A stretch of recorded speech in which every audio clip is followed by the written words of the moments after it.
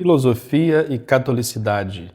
Pílulas de sanidade para ouvir no trânsito. Hoje leremos 2 capítulos do livro Maçonismo e Catolicismo, do padre Félix Sardá e Salvani, uma obra editada originalmente no século XIX e, mais precisamente, no ano de 1890. A tradução que nós leremos é de 2019, a primeira edição do Instituto Grácia, tradução de Manuel João de Souza Almeida. Título original: Maçonisme e Catolicisme, le mal social, ses causes. Maçonismo e Catolicismo, o mal social, suas causas. Leremos os capítulos 6 e 7. O capítulo 6 se intitula Da maçonaria considerada do ponto de vista doutrinário ou do maçonismo, o objeto principal deste panfleto. Depois de artigos curtos dedicados a dar uma pálida ideia da seita maçônica no ponto de vista material, parece ter chegado o momento de falar disso de um ponto de vista doutrinal ou formal, que é o objeto real no trabalho atual, pois o incluído acima é apenas preliminar ou prólogo. É óbvio, de fato, como dissemos no início, que para nós e para todos os católicos que veem claramente coisas como vê o Papa, que a verdadeira gravidade desse assunto não é o agrupamento de um número mais ou menos considerável de homens, armados com aventais, lenços e esquadros, agradável de fazer, em determinados dias, um baile de máscaras mais ou menos estético e tolo. Qual é o número desses homens? Qual é a organização deles?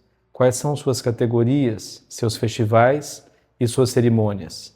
Este é um estudo que exigiria mais de 100 volumes e que perdeu muito do seu interesse hoje, já que a maçonaria deixou de guardar seus mistérios envoltos nas sombras ou em meio-dia. Nesse ponto, nossos leitores podem usar alguns dos autores que escreveram sobre esse assunto.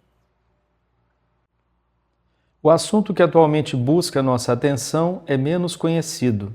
O maçonismo é algo mais que a maçonaria. É uma palavra, como se poderia dizer na linguagem da escola, que tem um significado mais amplo. É um conceito mais geral, maior, de uma compreensão mais vasta. O maçonismo é a doutrina da maçonaria, é seu espírito, sua influência. É essa atmosfera que se espalha em todas as direções e consegue envenenar o mundo inteiro e fazer muitas vítimas, mesmo entre aqueles que não são maçons. O maçonismo é um conjunto de princípios, máximas, teorias, processos, aplicações, corrente que impulsiona o mundo moderno, depois de retirá-lo completamente, pelo menos na sua parte oficial, do caminho antigo que Deus e a Igreja haviam traçado para ele. O maçonismo é essa coisa que faz um clérigo firme, que persevera em sua firmeza, parecer hoje um prodígio, um fenômeno, uma singularidade exótica que contrasta com tudo que o rodeia. O maçonismo, enfim, é o que lamentavelmente será natural e aceitável para os homens do mundo atual.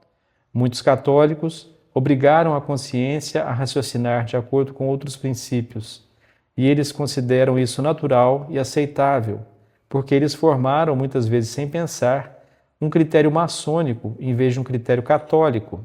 Eles veem, apreciam, julgam, decidem, agem de acordo com os princípios maçônicos. E eles fazem tudo isso sem serem maçons e persuadidos, talvez, de que abominam a maçonaria. Esse é o caráter mais horrível da época atual, a completa ignorância de sua verdadeira situação, na qual vive um grande número de homens católicos à sua maneira, nos quais a revolução encontra seus auxiliares mais ativos e os mais poderosos. Tal é o triunfo verdadeiramente satânico que a maçonaria se propõe obter e que, francamente, já obteve em grande parte.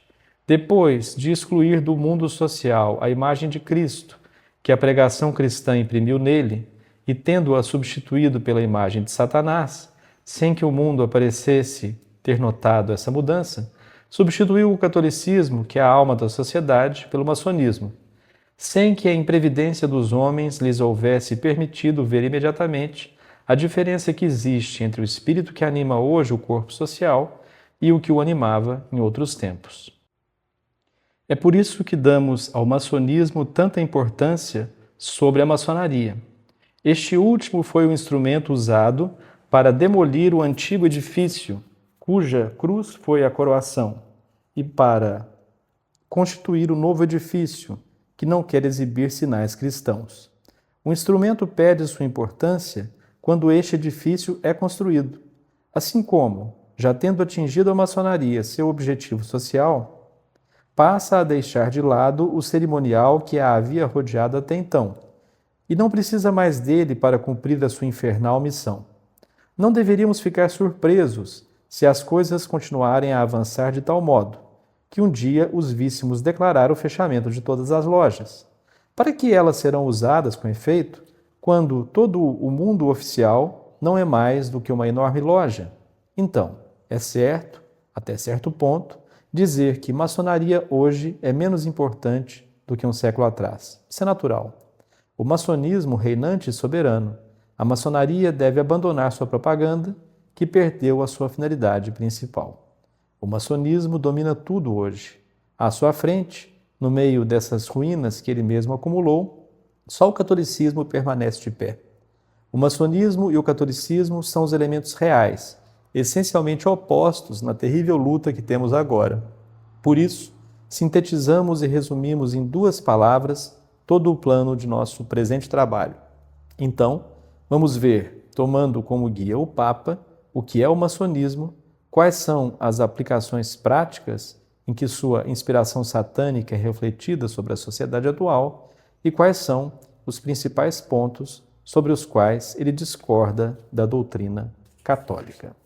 Capítulo 7º, conceito intrínseco da maçonaria na relação doutrinal, ou conceito essencial de toda doutrina maçônica. A maçonaria não é apenas uma sociedade que tem seguidores, ela ainda é um símbolo de doutrinas que os seus seguidores se esforçam por fazer prevalecer a todo custo na esfera social. São essas doutrinas maçônicas, as 1000 influências que tentam fazê-la prevalecer, a variada aplicação que se faz dessas doutrinas na vida pública e hoje em dia até na vida privada, que nós damos o nome de maçonismo. Qual é, vamos perguntar agora, o conceito, a ideia fundamental de maçonismo? O Papa responde em sua magistral encíclica Humanum Genus, nestes termos, que se deve identificar e definir claramente toda a questão. Aspas. Os franco-maçons propõem-se, e todos os seus esforços tendem a este fim, destruir completamente toda a disciplina religiosa e social nascida de instituições cristãs e substituí-la por outra adaptada às suas ideias e cujos princípios e leis fundamentais derivam do naturalismo. Fecha aspas. De acordo com essa definição, o maçonismo é, portanto, apenas naturalismo. O que é o naturalismo? Essa palavra carrega em si o seu significado e sua etimologia fornece a definição mais clara. O naturalismo é a negação, ou pelo menos a exclusão da ordem sobrenatural cristã. O naturalismo é, portanto, um anticristianismo completo e perfeito. Vamos iniciar algumas explicações aqui. Toda a ordem cristã é fundada no dogma da queda original do homem e no da sua reabilitação pela encarnação do único Filho de Deus. O homem natural é, portanto, o homem do pecado, que não tem meios por si só para ser adequadamente bom na terra, nem chegar ao seu objetivo no fim desta vida. Para estar adequadamente em forma e chegar ao seu objetivo, o homem deve ser não o homem natural que caiu, mas o homem sobrenaturalizado que Jesus Cristo criou e apoiou pela sua graça. Para falar mais claramente, hoje não é suficiente para o homem ser o homem da criação. Ele também deve ser o homem da redenção. A mera existência do homem não lhe dá a sua perfeição completa. Ele ainda deve ser um cristão. É nos princípios da verdade eterna, um dia pressagiada pela própria filosofia humana, mas trazida à luz somente pela revelação divina, que o catolicismo é fundado, e é a partir desses mesmos princípios que logicamente tira todas as suas consequências. O naturalismo parte de princípios radicalmente opostos. Segundo ele, o homem não caiu e, portanto, não precisa de reabilitação. Se houve um Deus criador, o naturalismo não tem certeza, mas em troca, ele sabe muito bem que não houve redentor. Jesus Cristo pode, portanto, ter sido um homem puro, mas a Igreja é pura enganação. O ser racional é perfeito e, para alcançar todos os seus fins, mesmo no seu final, não precisa de ajuda além do conhecimento e do alcance do naturalismo. O homem, portanto, tem em si todos os meios para obter esses fins, e eles são absolutamente suficientes para ele. Ele sabe tudo o que precisa saber, porque sua razão está em toda a sua integridade. Ele observa tudo o que lhe convém, porque sua vontade não foi enfraquecida. Supera toda resistência, que o apetite ou a paixão se opõem à lei moral, porque seu livre-arbítrio não foi atacado.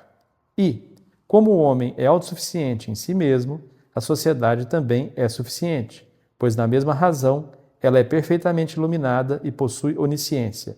Em sua vontade, ela é perfeitamente saudável e não tem inclinação para o mal. Em seu livre-arbítrio, ela tem resistência às más inclinações e instintos perversos. Assim, fora com toda essa ordem sobrenatural que o cristianismo proclama como auxiliar indispensável para a natureza frágil e decaída. Que não haja questão sobre Jesus Cristo considerado como o autor, o conservador e o consumador dessa ordem sobrenatural, e nem sobre a organização especial do sobrenaturalismo chamado Igreja Católica, e, finalmente, nem sobre aquele ser supremo e misterioso que se chama Deus e que é a última negação lógica do naturalismo. Então, esboçado ligeiramente, essas são as principais características desse sistema anticristão, do qual é fácil distinguir à primeira vista as fundações absurdas. Mesmo se ignorarmos o que a revelação de Jesus Cristo ensina, baseada em todos os seus poderosos motivos de credibilidade, a ideia que faz o naturalismo do homem e da sociedade é obviamente falsa. Segundo essa ideia, o homem é perfeito, a sociedade é perfeita, eles encontram em si tudo o que lhes é necessário e não precisam de nada superior a eles. Esse é um erro grosseiro, contra o qual a experiência e o senso comum dos séculos protestam. O homem é fraco, cego, miserável. De si mesmo, ele é propenso ao mal. O livre-arbítrio é continuamente lutar com instintos perversos, que ele não resistiria sem a graça de Deus. Ele, portanto, precisa de uma luz superior para saber, de uma força superior para agir, de uma ajuda superior para não ser continuamente derrotado. Ele não é um ser perfeito, ele é uma ruína miserável de algo que já teve um dia sua perfeição e que desde então precisava ser restaurada com um grande custo. Nasce chorando e só pode ser bom lutando e triunfando sobre si mesmo. Ainda mais, até para morrer bem, ele precisa de alguém que venha em sua ajuda. E a sociedade? A sociedade, a união dos homens, é, como qualquer coleção, da mesma natureza que suas partes. É imperfeita, decaída, inclinada ao mal. Só vive graças à repressão e à restrição que se impõe a si mesma, o que é, por si só, o sinal de uma perfeição muito leve. Então, com base nesses fundamentos mentirosos, todo o naturalismo é uma pura mentira. E ainda naturalismo ou maçonismo é o grande sistema teórico e prático do mundo de hoje.